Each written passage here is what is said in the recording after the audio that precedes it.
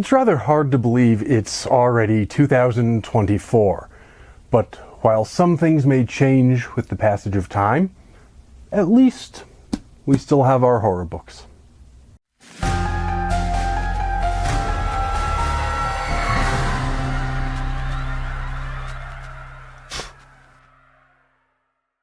It is indeed already January of 2024. In fact, relatively far into January of 2024. And my apologies for this being a little further into January than I intended, but I wanted to get my annual list of upcoming horror books and movies posted first.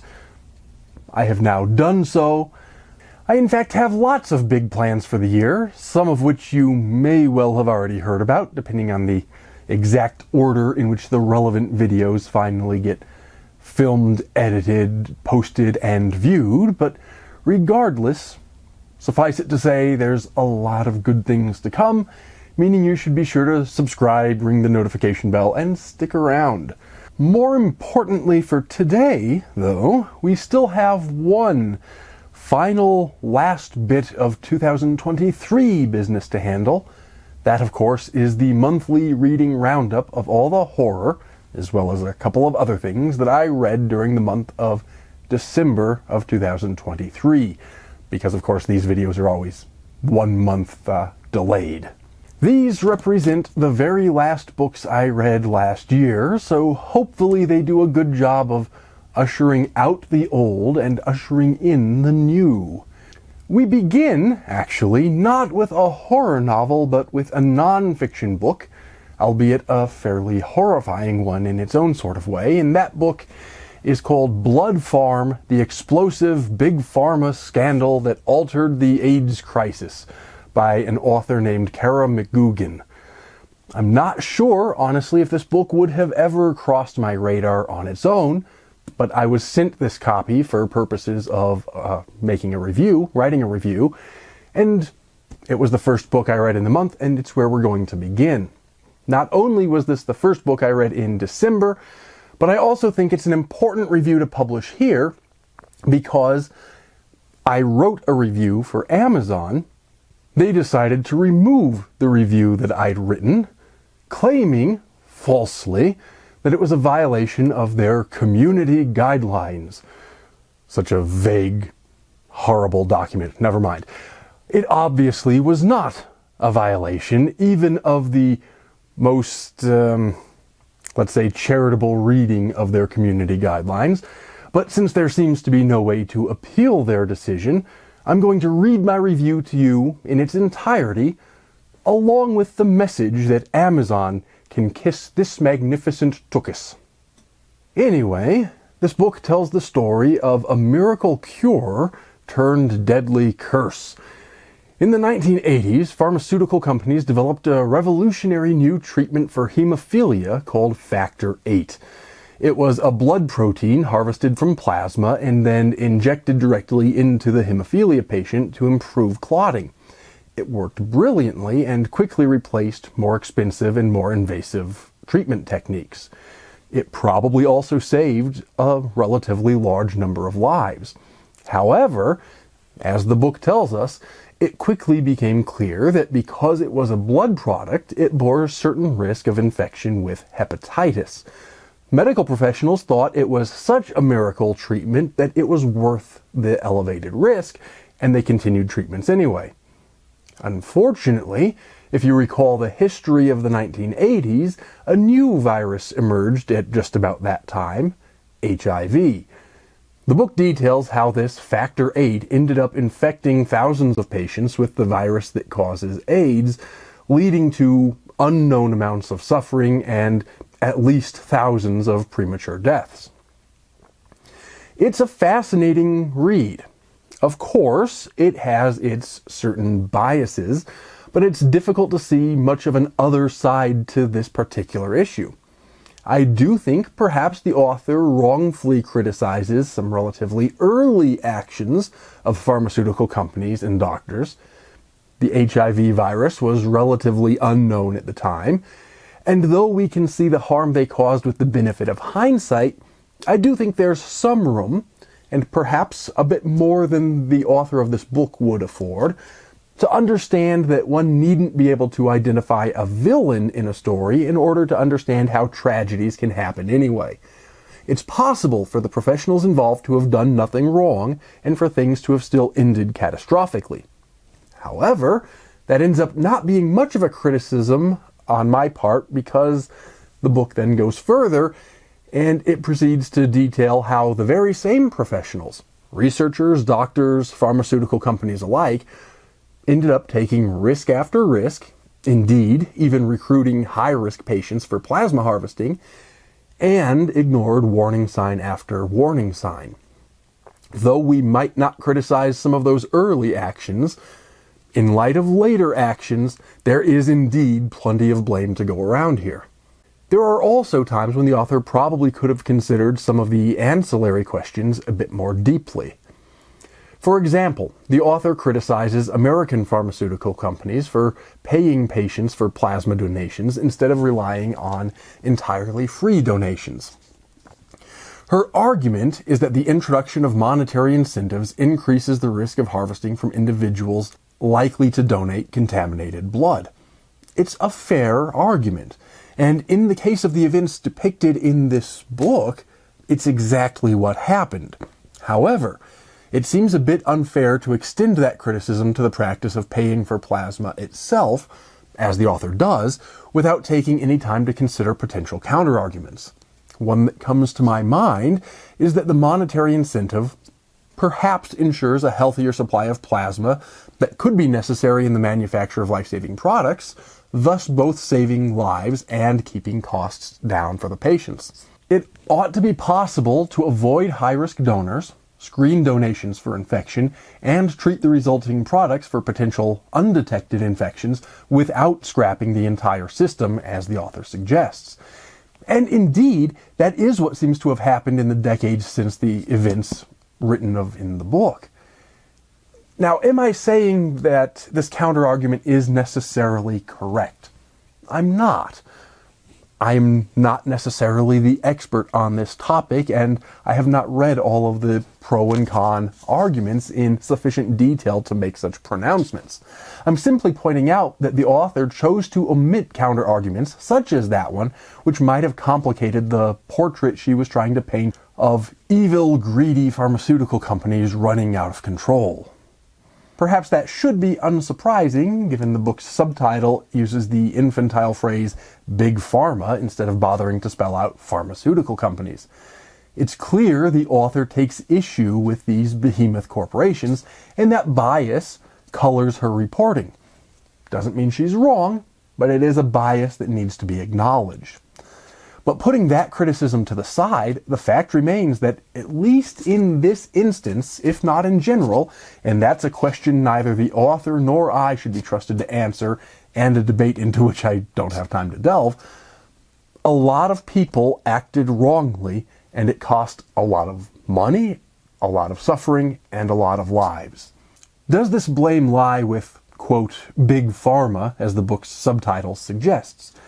Absolutely yes, but not completely. The book itself also details malfeasance and negligence on the part of just about everyone involved, ranging from patients' local doctors all the way up to the heads of government regulatory agencies from several countries, but with a particular emphasis on the author's own United Kingdom. And that really is a horrifying story, because it's not only a horrifying story for those involved, but also a terrifying reminder of the fragility and corruptibility of the systems on which we rely in our increasingly technological and complicated societies. In other words, one questions a regulatory scheme when both the regulated and the regulators are equally culpable in a tragedy. In terms of style, the book alternates between personal stories of the victims and the sort of big picture stories of the people responsible for the scandal and those who sought to expose what really happened. I think that's a wise stylistic decision, as the former stories humanize the matter, while the latter provides the detail necessary for a more objective analysis. However, I do think the author overemphasized the human stories a bit and underemphasized the objective. Once I understood what happened to those people, I started to find those human interest sections rather repetitive and personally wanted to get back to the medical and legal analysis. All in all, I found the book flawed and somewhat biased, but I also found it quite engaging and important. It reminds us of a story whose full complexity only recently came to light, despite happening back in the 1980s, and provides some important context for events from history recent enough that it's still in living memory for many of us. Next up, I went through a few short little books that had been sitting around for a little while in my library, and I hadn't gotten to them yet. The first of those was The Unsinkable Mrs Brown by Carolyn Bancroft. This is a short little biography of Molly Brown. It's a bit of local interest to me, as she was one of the more prominent figures in Denver history, but also just a remarkable character in general, so it's not just local interest. This particular book is clearly far from a complete biography, but I was impressed by how much information is condensed into so few pages, along with several archival photographs throughout the text.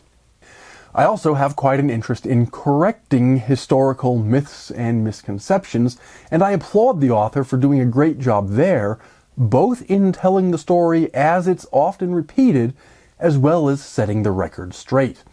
For example, there's a famous story that Mrs. Brown once hid a bunch of her husband's money in the stove to keep it safe, and not realizing this, he promptly lit the stove and burned it all away.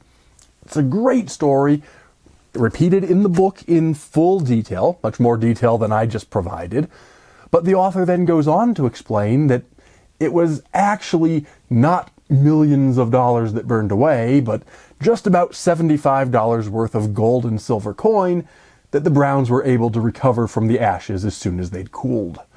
But the story itself, and Molly Brown's own comfort with it, explains a great deal of her legend and her character. Admittedly, if you're looking for a detailed study, a lengthier biography would better serve. But if you just want a sort of literary highlights reel of a biography, this would be a good one for you. While I was reading some short local biographies, I also read this book, The Stanley's Renaissance Yankees by Susan S. Davis of the Stanley Museum. This is actually an address given to a historic society and concerns the various innovations of F.O. and F.E. Stanley. Of course, horror fans know F.O. Stanley is the founder of the Stanley Hotel, which I've actually written about extensively in my own book, Case Files of the Rocky Mountain Paranormal Research Society, Volume 1, in case you haven't bought a copy yet. Links down in the What's It where you can get one. Never mind that, we're talking about this book for now. And with regard to this book, I think my own historic treatment of the Stanleys in my book was at least as extensive as this one. But that doesn't mean it's a bad book by any means. It's just a very brief one. It's another little one. Like the other one, like the one about Molly Brown, I'd recommend it if you want a bite-sized treatment of the subject, but I'd actually recommend my own book or the James Pickering biography of F.O. Stanley for a more complete picture. I then finished up this little string of short books with this Las Vegas Then and Now by Sue Kim Chung. It's a sort of pictorial history of, honestly, one of the weirdest cities in the country. And since it's not even as closely connected to horror as the previous books were, I won't spend too much time on it, but I will say it was fascinating to see how the city's changed over the last 100 years or so, and it's remarkable to see what's improved and what's gone the wrong way. The replacement of some old rundown casinos with the modern spectacular resorts seems like quite the accomplishment, but on the other hand, the replacement of some charming historic buildings with, well, more casinos seems like quite a loss indeed. Either way, it's not the most educational book in the world, but it's at least interesting to see. I then moved on to the second part of this book, John Milton's Paradise Regained. If you've been paying attention for a while, you may recall that I reread Paradise Lost a couple months back, so it seemed time to finish up with the sequel, especially since, in this case, they're both contained in the same volume. And as I was with Paradise Lost, I will be brief with my review here as well, because it's really not my place to question such a genius as Milton. Presuming to review the classics is a bit of a fraught idea, but I will say that I don't think Paradise Regained is quite as successful as its predecessor, but it does provide a remarkable continuation and counterpart. Part of what makes Paradise Lost so good, I think, is that the various traits and faults Milton gives to his depiction of Satan, Adam, and Eve remind us of our own faults, if not to quite the same extremes. But when Satan attempts to tempt Christ in Paradise Regained, we're given a picture of an uncorruptible person, something worthy of admiration and study, and certainly worthy of literature, but not actually attainable by mere humans. So it's a more distant kind of a story. Nevertheless, if you haven't already read it, you really ought to. It may not be as good as its more famous predecessor, but it's still a triumph of English literature. And then, of course, it came time for the Christmas reading. It may be January now as I film this, but of course we're talking about what I was reading in December, so I had to read several books for the Christmas season. There's nothing quite like reading a good book by the fireplace or even by the light of the Christmas tree. For this year, I started off my Christmas reading with one of many rereads, in fact, of course, Dickens' classic, A Christmas Carol, which, of course, I maintain really is a horror novel, although people will argue with me on that point. But whatever genre we think it is, we can all agree it's one of the finest classics of English literature, and of course, one of the best, if not the best, of all of the Christmas novels. Be that as it may, I wasn't originally planning to reread it this year because I've read it plenty of times in the past. Probably dozens at least at this point. But I discovered Hillsdale College was offering a new free online course analyzing the book. Of course, I'm pretty good at literary analysis myself, but I was interested to see what the professor would have to say, and so I read the book along with the course, and I found the professor actually had a few interesting insights I'd missed or which hadn't occurred to me in the past. That's one of the great things about reading the classics. They have so much depth and so many layers, you can pretty much always find something new and interesting every time you reread them, and A Christmas Carol is certainly no exception. As I've said many times before, if you've only ever seen the film adaptations, you're really missing a lot of that depth. This isn't just a story about a cranky rich guy learning the meaning of Christmas, and it annoys me how many people treat it so superficially. Though I am not putting the films down either. There are some wonderful adaptations. Especially if you like the Muppets version, I think you could do a whole lot worse. I then moved on to Literally Dead, Tales of Holiday Hauntings, edited by Gabby Triana. This anthology of holiday-themed ghost stories treats us to some great Christmas chills. I'd read the previous book in the series dealing with Halloween ghost stories, and I quite liked that one, so I was excited to get my hands on this new one. And I'm similarly impressed with this one. That's not to say I loved every single story in it. That's almost never the case with any anthology, except perhaps the ones that I put out myself through Polymath Press. Never mind that. But in this case, the good far outweighs the bad, and there are a few real standout winners. Though all of the stories are new, it offers a good mix of the more classical, not classics, but classical, and the more modern kind of ghost stories. And I have to say, I generally prefer the classical ones, but they're all worth a read. We may be past the holiday season now. In fact, even for those of us who keep all 12 days of Christmas, we're a little bit past the Epiphany as well, so we're really outside the holiday season, but I would still recommend grabbing a copy for your own reading next winter. But there was another anthology for me this holiday season, and that's this Ghosts of Christmas Past, edited by Tim Martin. This is a collection of reprinted Christmas ghost stories. A few of them are modern, but most are older classics. I've seen several reviewers complaining that it's quote-unquote boring, which I can't even begin to fathom, and perhaps might be indicative of our failing educational system and declining literacy. If you want to call authors like M.R. James boring, I really don't know what to do with you. Admittedly, a lot of the stories in here were ones I'd already happened across before, but they represent a truly classical sort of Christmas tradition. There was a time when everyone understood it was important to tell ghost stories around the Christmas season, and this book provides an excellent reminder of that tradition. Be sure to get a copy for yourself and read it on Christmas Eve by the light of a nice fire this coming December. That concluded my Christmas reading for the year, but I then wrapped up 2023 during that weird week between Christmas and the New Year with a few additional non-holiday related books. The first of those was this The Handyman Method by Nick Cutter and Andrew F. Sullivan.